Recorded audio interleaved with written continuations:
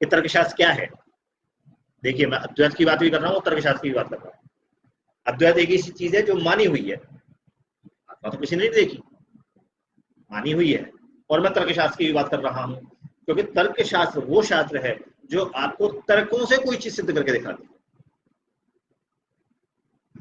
कुछ भी हमारे यहाँ ऐसे ही नहीं कहा गया आत्मा होती मान लो, मानने पे कुछ नहीं है, सब कुछ सिद्ध है। कैसे सिद्ध है ये तर्कशास्त्र, ठीक है। तो आज हम बात करेंगे कि तर्कशास्त्र में कौन कौन से पार्ट होते हैं। तर्कशास्त्र में दो पार्ट होते हैं, एक होता है निगमन पद्धति और दूसरी होती है आगम पद्धति, ठीक है। नाना पुराण निगमागिम जो तुलसीदास जी लिखते हैं रामचरितमानस में कि मैंने अनेकों पुराण पढ़ लिए और आगम और निगम सबकी विधियों से बना करके ये रामचरितमानस में लिख रहा हूं। आगम निगम मतलब खूब तरीके से सोच विचार के तर्क वितर्क से सब करके देख लिया और अब मैं ये लिख रहा हूं। नाना पुराण निगमागम सम्मत करके लिखते हैं। तो एक होता है निगम, एक होता है निगम। में क्या होता है, ये निगम जो है वो सिद्धांत केंद्रित है,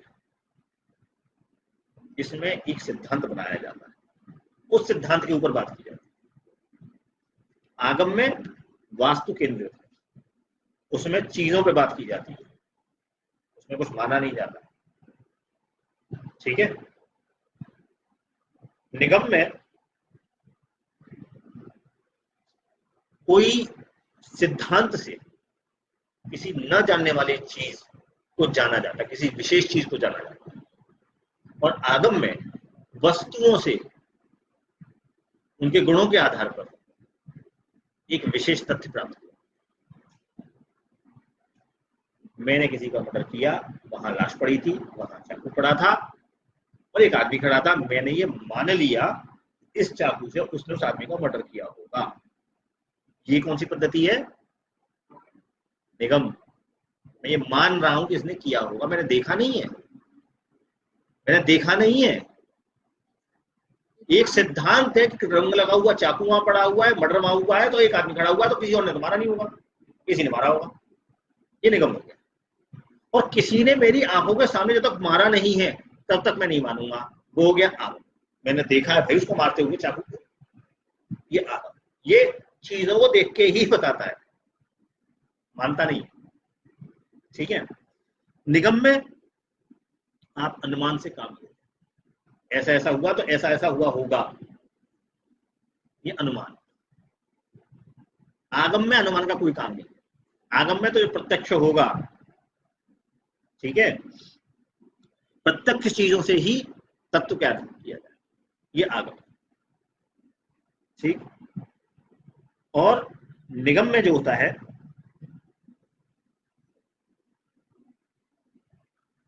कुछ सिद्धांतों को प्रतिपादित, जो पुराने सिद्धांत हैं जो हमें मालूम है, उन सिद्धांतों के बेसिस पे एक दूसरी बात को सिद्ध किया जाता है, उसको प्रमाणित या अप्रमाणित किया जाता है। निगम में तथ्यों को रख करके माना नहीं जाता कुछ भी, उन्हीं के बेसिस पे कोई प्रतिपादन किया जाता है।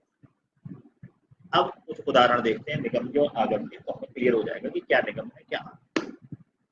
जैसे निगम पद्धति में यह है, एक पहाड़ है, पहाड़ पे से धुआं उठ रहा है, तो मुझे पता है कि भाई जहां आग होती है वहीं धुआं होता है। मैंने आग देखी नहीं है पहाड़ पर मैं ये मान रहा हूं कि वहां पे आग धुआं है तो आग भी होगी, बिना आग के धुआं नहीं होता।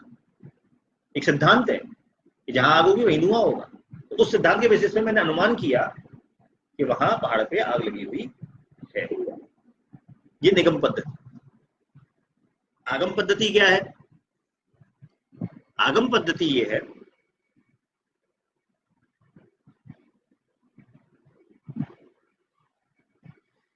कि ये वस्तुओं के गुणों के आधार पर निर्धारित की जाती है।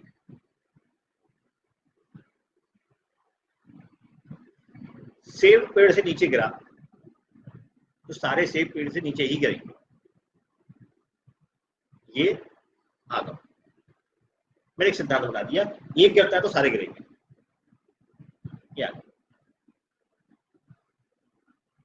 का इज इक्वल टू खा, एंड इफ खा इज इक्वल टू का, then ka equal to ka. If a equal to b and b equal to c, then a equal to c. ये आगम बनता है। जैसे मैं एक बात कहूं, सारे घोड़े जीव होते हैं, और मैं ये कहूं कि सारे जीव नश्वर होते हैं, इसका मतलब क्या हो गया कि सारे घोड़े नश्वर हैं। मैंने कुछ माना नहीं, एक फैक्ट है, एक दूसरा फैक्ट है, उन दोनों फैक्ट को मिला करके मैंने एक तीसरा फैक्ट निकाला, माना कुछ नहीं। If A equal to B, B equal to C, तो ए इक्वल टू सी, ये आगम है। वहां हम मान रहे हैं, वहां में आग दिखी नहीं है, एक सिद्धांत है जिसके बेसिस पर हमने उसको प्रमाणित किया कि वहां आग होगी। ठीक है, तो ये आगम का और निगम का फर्क।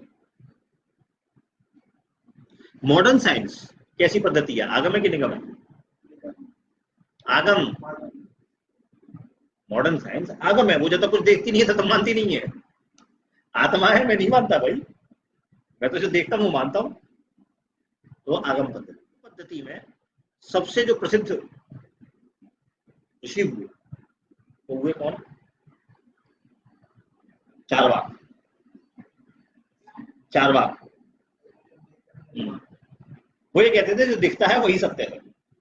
जैसे मैंने कहा कि जो दिख रहा है वो असत्य है, वो उसका उल्टा कहते थे, जो दिख रहा है वही सत्य है, जो नहीं दिख रहा वही नहीं।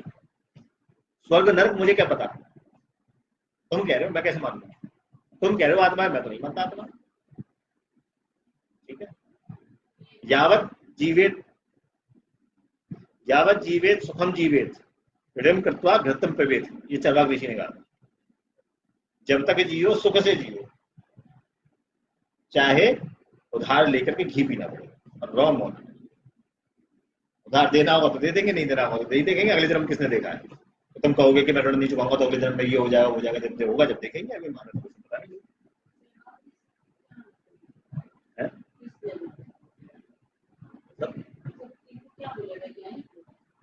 ऋषि थे भी, लेकिन चारवाक की बात को व्यापकता नहीं मिली, लोगों ने माना नहीं।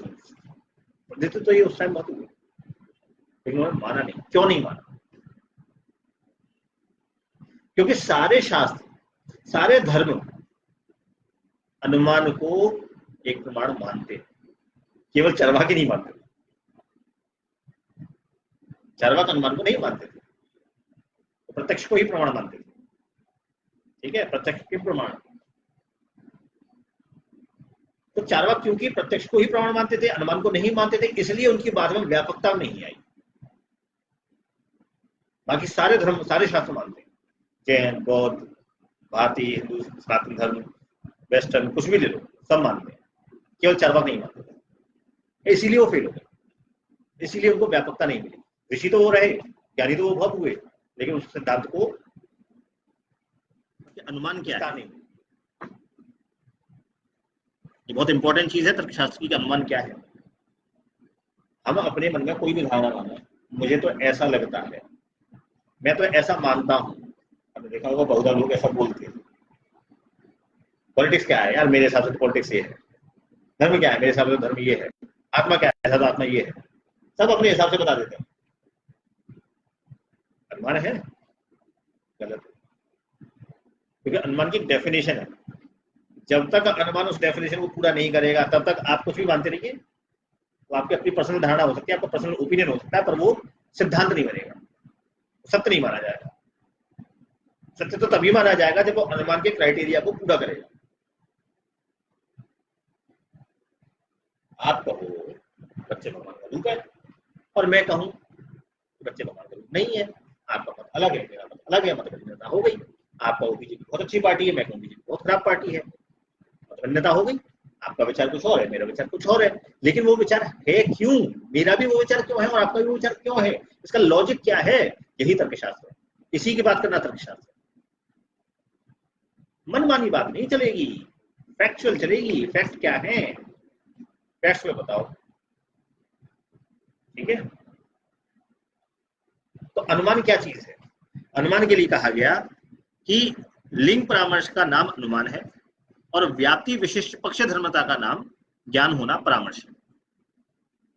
समझ में आया?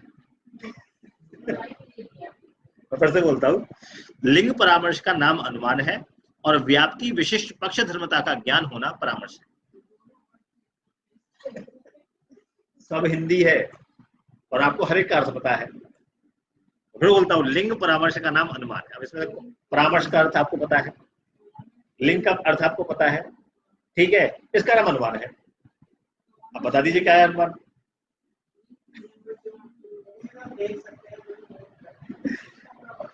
इसीलिए कहते हैं कि कई बार ऐसी चीजें होती हैं कि हम पढ़ के सुन के, गीता हजारों लाखों लोगों ने पढ़ ली, तो समझ में कितनों की आई, पढ़ के चीज समझ में गहरे जाना पड़ेगा।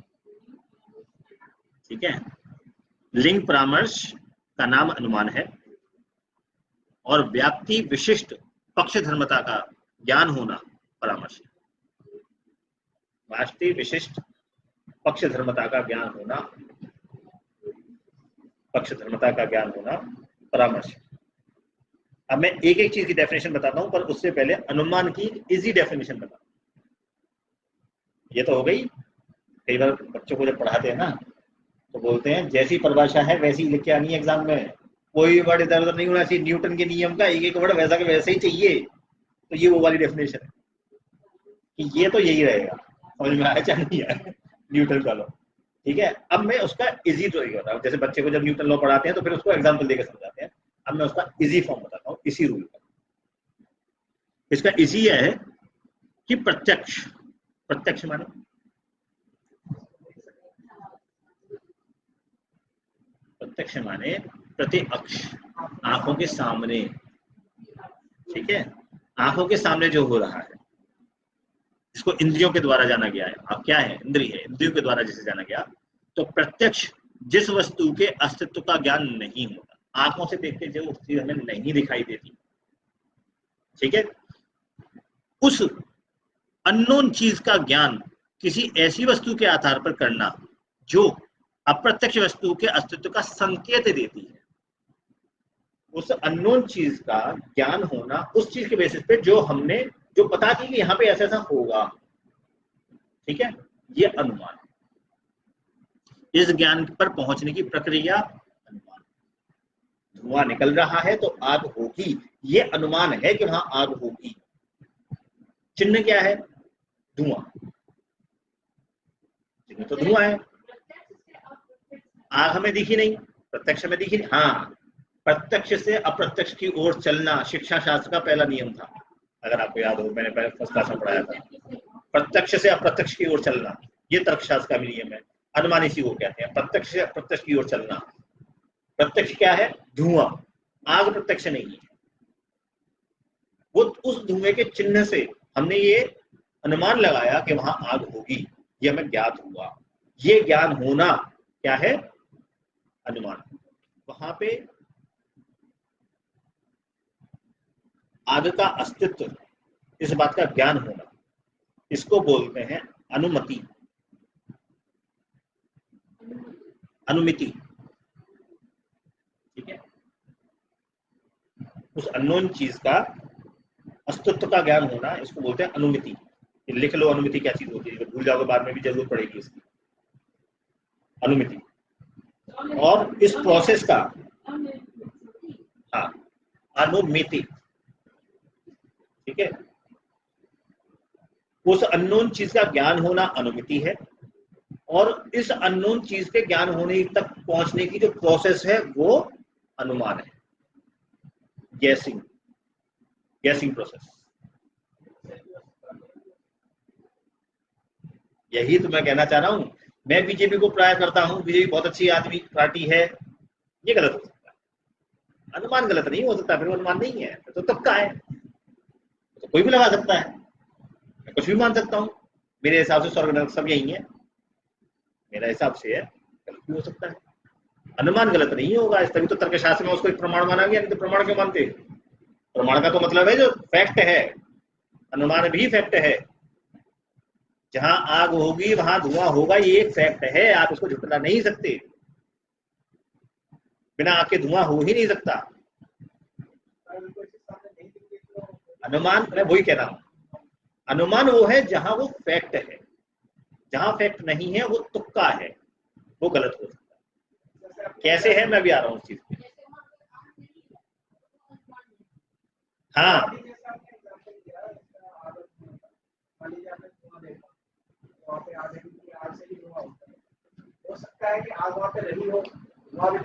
नहीं होगा, आग जब तक सुबह रहेगी तब तक धुआं रहेगा वो। जब आग ठंडी हो जाती है तभी तो धुआं खत्म हो जाता है। जब आग ठंडी हो जाएगी तभी तो धुआं खत्म होगा। जब तक आंच रहेगी तब तक धुआं रहेगा। ठीक है, अभी उस चीज पे आएंगे हम। तो अनुमान और अनुमिति क्लियर हो गए। यहां प्रत्यक्ष का कोई विषय यानी आग का किसी भी इंद्रिय द्वारा, विषय यानी क्या, इंद्रियों से जो कुछ प्राप्त होता है वो सब क्या है, विषय है। विषय विकार मिटाओ पाप हरो देवा, तो वो विषय, इन्हीं विषयों की बात हो रही कि जो कुछ भी हम जब संसार में महसूस कर पा रहे हैं, आंख से, नाक से, कान से, हाथ से, पैर से, किसी भी चीज से, वो सब विषय है। ठीक है, तो जो चीज विषय यानी इंद्रियों द्वारा ज्ञात नहीं हो रही है, वो आग हमें इंद्रियों द्वारा ज्ञात नहीं हो रही है, केवल धुआं ही प्रत्यक्ष है वहां पे, वही एक्चुअली ज्ञान है जो इंद्रियों द्वारा प्राप्त हो रहा है।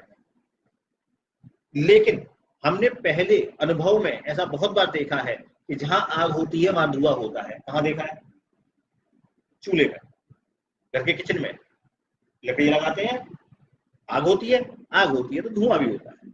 ये हमने चूल्हे में देखा हुआ है, तो हमने पहले से ये अनुभव किया हुआ है कि जहां आग होगी वहां धुआं होगा ही होगा, और जहां धुआं होगा वहां आग होगी ही होगी। ये एक क्या है, सिद्धांत है, ये एक सिद्धांत है। क्या बताया था, निगम में क्या होगा, सिद्धांत एक बात होगी, उसके ऊपर प्रमाण दिया जाएगा। ठीक है, तो जहां धुआं है वहां आग होती है। जब हम पहाड़ का धुआं देखते हैं तो हमको याद आता है कि जहां जहां धुआं होता है वहीं वहीं आग भी होती है, तो हमें लगता है कि पहाड़ पर अगर धुआं दिखाई दे रहा है तो वहां आग भी अवश्य होगी।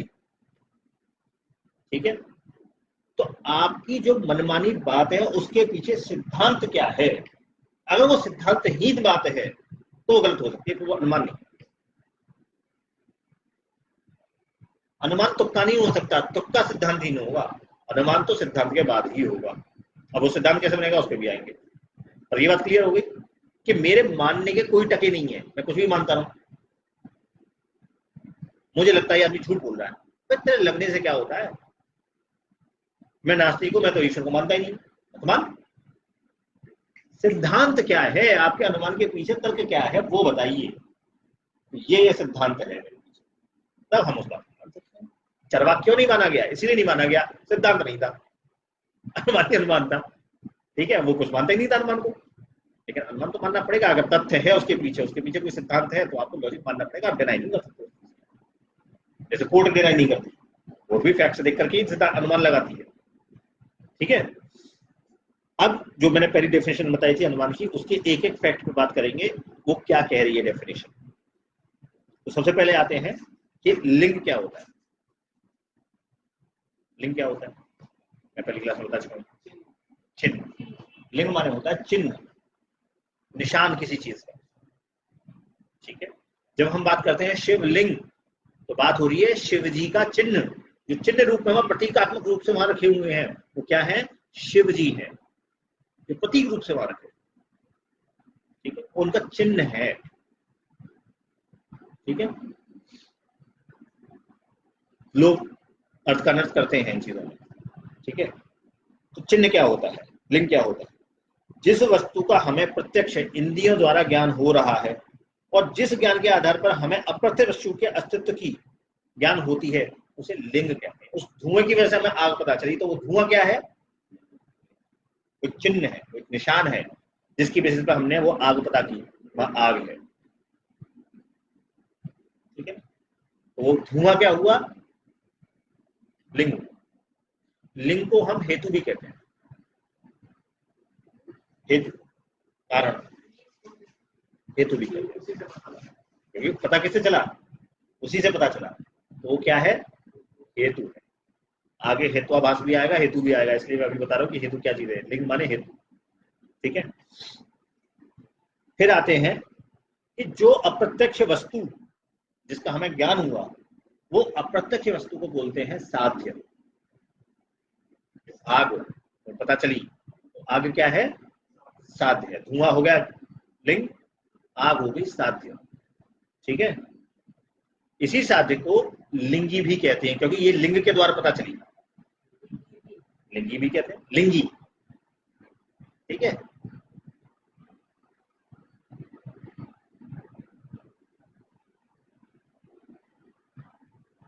फिर तीसरी चीज है कि पहले के मेरे अनुभव, जो मैंने पहले पूर्व में प्रत्यक्ष देखा हुआ है, उसके आधार पर जब किन्हीं दो चीजों के सह अस्तित्व एक साथ होने का जो ज्ञान हमें होता है, जो हमारी मेमोरी में फीड हो जाता है, जो हमारा अनुभव होता है हमारी मेमोरी में फीड हो जाता है, उसे व्याप्ति कहते हैं।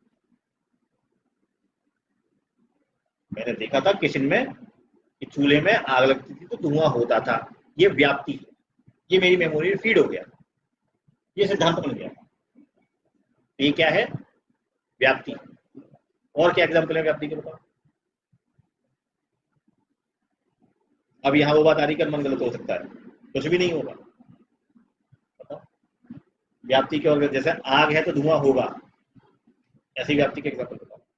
आवाज है तो हवा होगी, बिना हवा के आवाज नहीं चल सकती। और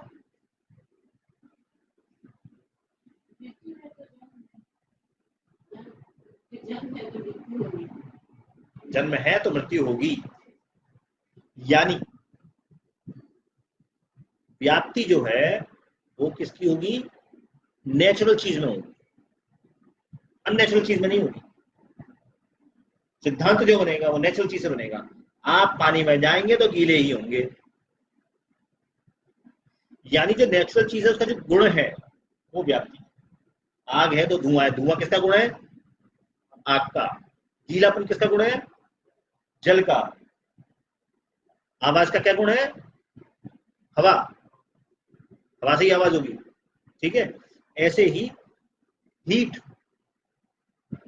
ताप, जहां आग होगा वहीं ताप होगी, जहां ताप होगा वहां आग होगी। अगर ताप नहीं है तो आग भी नहीं है, और जहां आग है वहां ताप होगी। ये सब क्या है? सब व्याप्ति, लॉजिक है, तर्क है, सिद्धांत है। जो आपने बात कही ऐसा हो भी तो सकता है कि वहां ना हो आग। जो सिद्धांत है वो तो वही रहेगा, सिद्धांत फेल नहीं हो सकता। अगर वो सिद्धांत हीन है तो फिर वो अनुमान नहीं है, वो तुक्का है, वो मेरी मनमानी बात है जो गलत हो सकती है। और ज्यादातर केसेस आप देखेंगे लोग अपने मनमानी चीजों को सही मानते हैं, उन्हें जैसा लगता है वो उसी को सही मानते हैं। अरे उसके पीछे सिद्धांत क्या है भाई साहब? सिद्धांत बताइए। यहाँ बात हो रही है सिद्धांत की, सैद्धांतिक बात हो रही है, प्रमाण तभी माना जाएगा आपका अनुमान जब वो सैद्धांतिक बात होगी। अगर वो सिद्धांतहीन है तो वो आपके मनमाना विचार है, सही भी हो सकता है, गलत तुक्का है। ठीक है, फिर जिस जगह पर या जिस विषय में लिंग का प्रत्यक्ष हो रहा हो, यानी चिन्ह दिख रहा हो, उस स्थान या उस विषय को पक्ष कहते हैं। जैसे पहाड़, यहाँ पे क्या एग्जाम्पल हुआ? पहाड़। पहाड़ क्या है? पक्ष है। ठीक है, क्योंकि वहां पे हमें धुआं दिख रहा है, पहाड़ के ऊपर धुआं दिख रहा है, तो वो पक्ष। ऐसी जगह या ऐसा विषय, विषय माने जो इंद्रिया द्वारा पता किया गया, या ऐसी जगह जिसमें लिंग यानी चिन्ह और साध्य यानी जो हमें दिख नहीं रहा है वो पहले कभी जीवन में एक साथ देखे गए हों अनुभव के द्वारा, ठीक है, उसको बोलते हैं समक्ष उदाहरण। जो दिख नहीं रहा है लेकिन लिंग के वहां होने से उस स्थान पर हमें वो चीज पता चल रही है, वो सिद्धांत बन रहा है, उसको बोलते हैं समक्ष उदाहरण। अब समक्ष उदाहरण क्यों कहा, इसको सीधे उदाहरण क्यों नहीं कह दिया?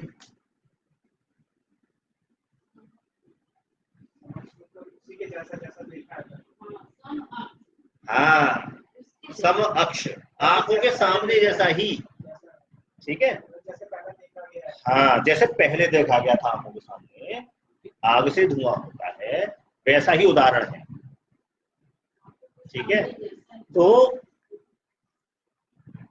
अब जहां पे तुम्हारी बात आती है कि अनुमान तो कुछ भी हो सकता है, अब उस बात पे आते हैं कि जैसे यहाँ समक्ष उदाहरण क्या क्या हो सकते हैं। समक्ष उदाहरण केवल प्राकृतिक हो सकते हैं, प्राकृतिक नहीं हो सकते, तभी वो सिद्धांत बनेगा, नहीं तो वो सिद्धांत नहीं बनेगा। फॉर एग्जाम्पल, एक एग्जाम्पल देता हूं। मैंने बताया कि ताप है तो आग होगी, आग है तो ताप होगा। मैंने बताया धुआं है तो आग होगी, आग है तो धुआं होगा। पानी है तो गीलापन होगा, गीलापन होगा तो पानी होगा। ये सब प्राकृतिक उदाहरण है। अब मैं अप्राकृतिक उदाहरण दूं। कछुआ खरगोश से तेज चलता है, क्योंकि मैंने कछुए खरगोश की कहानी सुनी थी। क्या सत्य है? मैं उस कहानी से अंदाज नहीं लगा सकता कि कछुआ खरगोश से तेज चलता है, क्योंकि वो रेस जीत गया था। ये सिद्धांतहीन बात है, ये प्राकृतिक नहीं है, प्राकृतिक बात है। समझ में आ गई? जैसे उस बिल्डिंग में भूत है, तो मैं कैसे पता? मैं वहां गया था, मैं मुड़ा, मुझे लगा पीछे कोई है और मेरा कपड़ा कुर्ता फंस गया, किसी ने मेरा कुर्ता पकड़ लिया पीछे से। बहुत से लोग ऐसे उतारते थे आपको, मुझे लगा मेरे सिर पे बाल ऐसे ऐसे घूम रहे हैं। अरे तुझे कुछ भी लगा, तुझे देखा क्या? ये क्या है? मनमाना, ये सिद्धांत नहीं बन सकता, ये तो तुक्का है। हो सकता है कुर्ता किसी चटकनी में फंस गया हो, किसी कांटे में फंस गया हो, कुछ भी हो सकता है। तो सिद्धांतहीन बात है। सिद्धांतहीन बात अनुमान नहीं हो सकती, अनुमान तो प्रमाण है।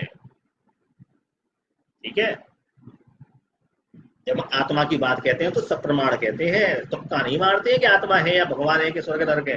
तुक्के में नहीं चल रही है एक भी बात नहीं। वैसे सबके पीछे प्रमाण है, अनुमानित प्रमाण है सबके पीछे।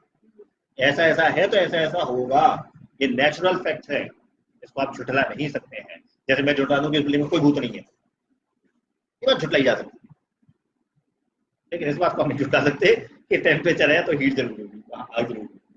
इस बात को आप झुठला नहीं सकते हैं। ताप, वो जो एक दिन हमारी तप और ताप की बात हुई थी, बिल्कुल। अरे भैया, आपको ताप यानी टेम्परेचर कब आएगा? अंदर आग होगी तभी तो आएगा। जठराग्नि क्यों बोलते हैं? अंदर अग्नि है तभी तो बोल रहे हैं। अग्नि के 48 रूप है। ठीक है, कि जो समक्ष उदाहरण होगा वो फैक्चुअल होगा, वो प्राकृतिक होगा, वो अप्राकृतिक नहीं हो सकता। अगर कोई आदमी किसी घुड़सवार से पहले किसी डेस्टिनेशन पे पहुंच जाए तो ये नहीं कहा जा सकता कि पैदल आदमी घोड़े से तेज चल सकता है। ये अप्राकृतिक है, ये प्राकृतिक नहीं हो सकता। घुड़सवार कहीं रुक गया हो पानी पीने के लिए। ठीक है, प्राकृतिक बात हो रही है, वही उदाहरण दिया है, वही सिद्धांत बनेगा। तो प्रकृति को आप अपने हिसाब से चेंज नहीं कर सकते। प्रकृति के जो रूल्स है, you can not change them, you can not alter them. Hydrogen के 2 मॉलिक्यूल और ऑक्सीजन का 1 मॉलिक्यूल, तो पानी ही बनेगा। दुनिया में कोई साइंटिस्ट आ जाए, अगर सेम टेम्परेचर सेम प्रेशर है तो पानी के अलावा कुछ और बना के दिखा दे। प्राकृतिक है, नोबडी कैन चेंज इट, वो सिद्धांत है। ठीक है, तो ये समक्ष उदाहरण। तो अनुमान, जो लोग कहते हैं ये तो अनुमानित है, सोची हुई बात है, अगर अनुमान है तो झूठा नहीं होगा, किसी न किसी सिद्धांत पर कहा गया, इसीलिए अनुमान को प्रमाण माना गया। ठीक, नेक्स्ट। जब पक्ष माने क्या था? स्थान या विषय जहां पर लिंग प्रत्यक्ष हो, चिन्ह प्रत्यक्ष हो, वो पक्ष था। जब पक्ष में लिंग की उपस्थिति हो, ठीक है, पक्ष यहाँ पे क्या था? पक्ष था पहाड़ जिसमें लिंग उपस्थित था। तो जब पक्ष में लिंग की उपस्थिति हो तो वो पक्ष धर्मता कहलाता है। उस पक्ष में धर्म है, उस पहाड़ पे धुआं है, मतलब उस पक्ष में धर्म। ठीक है, उसको बोलते हैं पक्ष धर्मता। जब पक्ष धर्मता का ज्ञान व्याप्ति यानी अनुभव, व्याप्ति माने अनुभव में लाया हुआ हो, पहले देखा हुआ हो, जब पक्ष धर्मता का ज्ञान व्याप्ति के स्मरण के साथ होता है तो उसे परामर्श कहते हैं। परामर्श की हिंदी या उर्दू में क्या बोलते हैं? सलाह मशवरा करना। परामर्श करना यही तो होता है। जब मैंने अनुभव में कोई चीज पहले देखी थी, अब मैं वो चीज देख करके उसका कंक्लूजन निकाल, तो मैं क्या कर रहा हूँ? परामर्श ही तो कर रहा हूँ। अपने आप को एक सिद्धांत प्रतिपादित कर रहा हूँ, तो परामर्श ही तो दे रहा हूं मैं। सलाह मशवरा ही तो हो रहा है कि अच्छा हाँ यहाँ यहाँ हुआ था तो ऐसा ऐसा हो सकता है। 4 मंत्री से जब सलाह मशवरा किया जाता है, मंत्रणा की जाती है, तो ये बताते हैं महाराज उस केस में ऐसा ऐसा हुआ था, तो सलाह मशवरा हुआ। ठीक है, तो वही परामर्श कहलाता है। इस परामर्श को लिंग परामर्श भी कहते हैं, क्योंकि उस चिन्ह के बारे में बात हो रही है। इस परामर्श को क्या, जब पक्षधर्मिता का ज्ञान व्याप्ति यानी अनुभव के स्मरण के साथ होता है, जब हम उस आग धुएं को अपने पुराने अनुभव के बेसिस पे कुछ कंक्लूड कर सकते हो, तो वो कहलाएगा परामर्श।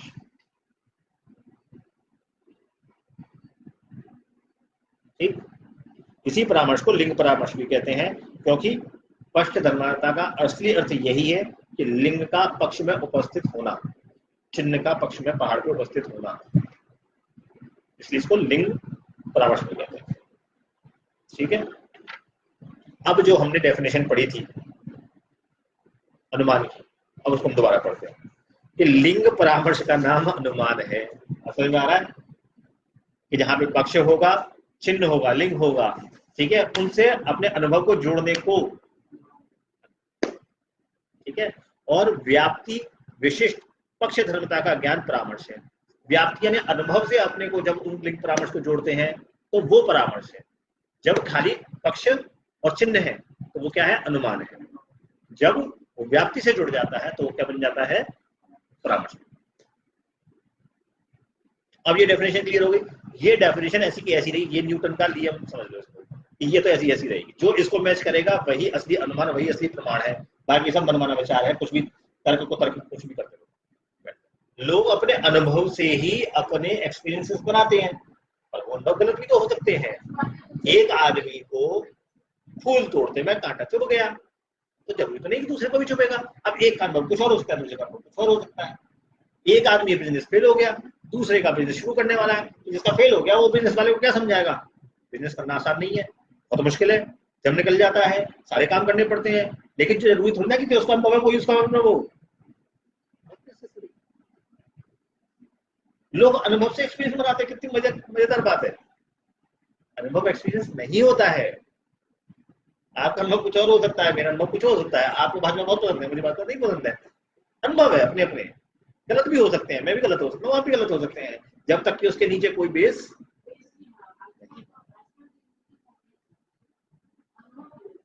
अनुभव पे लोग चल रहे हैं। लोग क्या बोलते हैं, आपको भी पूछना किसी से धर्म क्या है, तो जो उसने समझा होगा, जो उसने अपने एक्सपीरियंसेस किए होंगे, वो उसके बेसिस पर बना देगा धर्म क्या होता है। वास्तव में उसका बेस क्या है भाई साहब, कौन से शास्त्र में पढ़ा तुमने ऐसा। चार लोग चार अलग अलग डेफिनेशन बता देंगे धर्म की। किसी से अगर धर्म कुछ है, किसी के साथ धर्म कुछ है, किसी के साथ धर्म कुछ है। अरे भाई ऐसा कैसे हो सकता है कि धर्म चार लोगों के लिए चार अलग चीजें हो, तो एक ही रहेगा, अलग अलग कैसे हो सकता है। इसीलिए तर्कशास्त्र को पढ़ना चाहिए। अगर तत्व ज्ञान जानना है तो आपको तर्कशास्त्री पढ़ा होना ही चाहिए। धर्म माने क्या, धर्म माने क्या, प्रॉपर्टीज। धर्म माने रिलीजन नहीं, धर्म माने प्रॉपर्टीज। प्रॉपर्टीज हाँ, वो कॉमन होंगी सबकी,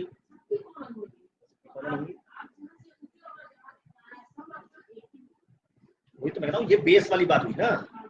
ठीक है, अब कोई बोले कि धर्म ये है, धर्म वो है, किसी को दान देना धर्म है, किसी को ये करना धर्म है, कोई हवन करना धर्म है, ऐसा कैसे हो सकता है, ये सब चीज धर्म है।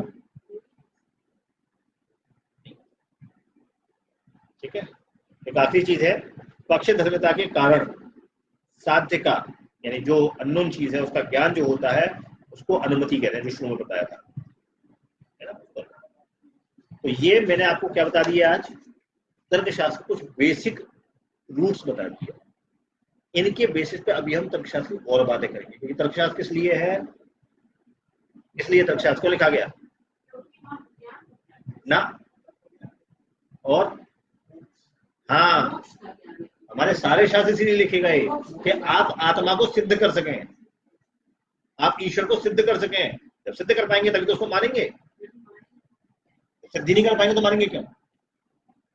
तो इस तर्कशास्त्र में हम धीरे धीरे वहीं पहुंचेंगे जो अद्वैत में बात कही गई। अद्वैत की बात मनमानी बात नहीं है, वो कह रहा है सब मिथ्या है तो सब मिथ्या होगा, वो तर्कशास्त्र प्रूव करेंगे कैसे मिथ्या होगा। ठीक है, लॉजिकली बात होगी, इलॉजिकल कोई बात नहीं होगी, कोई भी मनमानी बात नहीं होगी, सब बेस वाली बात होगी, मनगढ़ंत कोई बात नहीं। आज की कथा समाप्त हो चुकी है। अब आप लोगों के पास कोई क्वेरी हो, कोई क्वेश्चन हो तो आप पूछ सकते हैं। सुधाकर जी पूछ रहे हैं कि प्रकृति क्या है, आत्मा प्रकृति से परे कैसे है। प्रकृति शब्द जो होता है वो दो शब्दों से मिलकर बना है। प्रकृति, सबसे पहली जो कृति थी, रचना थी, उसके बाद उसके बेसिस पे जितनी चीज बनी वो सब प्रकृति है। ठीक है, चाहे वो गैस हो, चाहे वो पंच तत्व हो, चाहे वो कुछ भी हो संसार में, वो सब क्या है, प्रकृति है। हम ये भी जानते हैं कि दो ही चीज होती है, एक होता है प्रकृति, एक होता है पुरुष।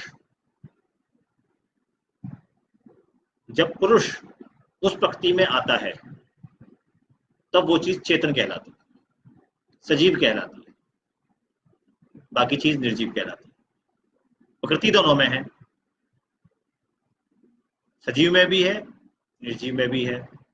लेकिन जो चेतन होता है, पुरुष होता है, जो आत्मा होती है, वो प्रकृति में कहीं भी लिप्त नहीं होती। वो बंधी तो होती है उस शरीर से, लेकिन उस शरीर के कर्मों में, उस क्रियाकलाप में लिप्त नहीं होती।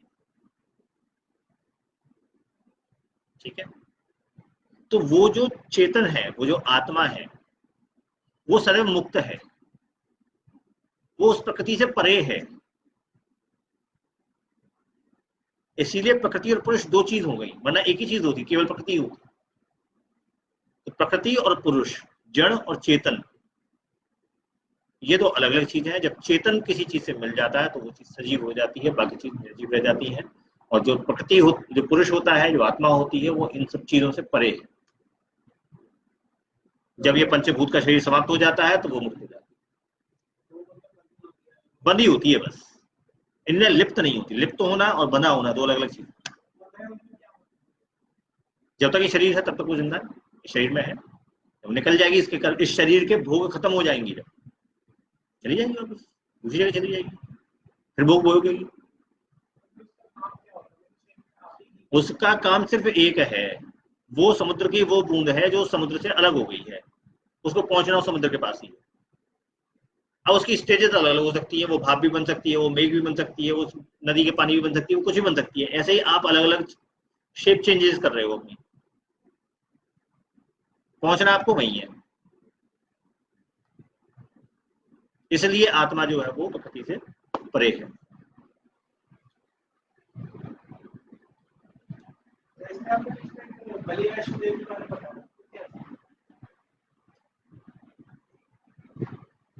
सुधाकर जी पूछ रहे हैं कि बलि वैश्वदेव क्या होता है।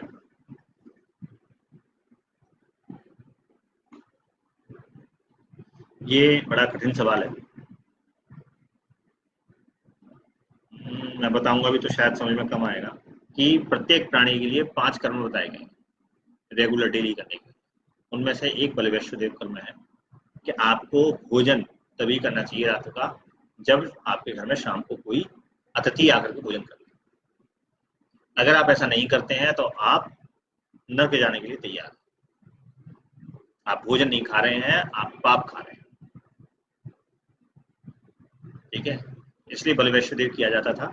ये पहले एक प्रथा थी कि जब तक कोई ढूंढ के लाया जाता था, लोगों को ढूंढे जाते थे कि किसी को ऐसे आदमी को ढूंढ के लाओ जो हमारे रिलेटिव ना हो, जिसको हम जानते ना हो, जो अननोन हो, शहर में नया हो। पहले सराय नहीं हुआ करती थी, पहले ऐसे ही लोग जाते थे और दूसरे के यहाँ रुकते थे। जब कांड होने लग गए, लोगों ने बेईमानी करनी शुरू कर दी, तो फिर वो धीरे धीरे प्रथा खत्म हो गई। प्रथा यही थी बलि वैश्वदेव की कि कोई अतिथि मिल जाए, उस अतिथि को संतुष्ट करके, खाना खिला के, भोजन करा करके तभी विदा करें।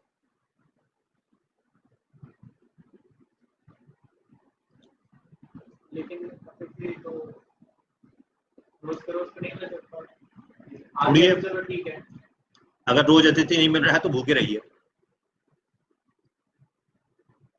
सिंपल। इसे प्रयास कीजिए, लाइए ढूंढ के। पहले होता था ऐसा, पहले बहुत लोग सन्यासी होते थे, बहुत लोग घूमते थे, तो होटल नहीं हुआ करते थे, तो लोग मिल जाते थे। साधन इतने नहीं होते थे, एक गांव में ज्यादा लोग आते आते थे, है ना। साधन नहीं होते थे, साधन नहीं होते थे तो लोग मिल जाते थे, अब नहीं मिलते। तो इसके लिए जो आपने जैसे बताया, इसके लिए मतलब अननोन होना चाहिए, कोई नया हो, जानने वाला था, ये तो आते थी, जिसके आने की कोई तिथि ही ना पता हो, वो अतिथि है। और उसके लक्षण यही है कि वो जान पहचान का नहीं होना चाहिए, रिश्तेदारी में नहीं होना चाहिए, पहले से पता नहीं होना चाहिए कि आने वाला है। ऐसा तो आज कोई भी नहीं होता, कोई भी नहीं करता, तो कोई किसी को नहीं करता, जानता नहीं करते ना, करना चाहिए।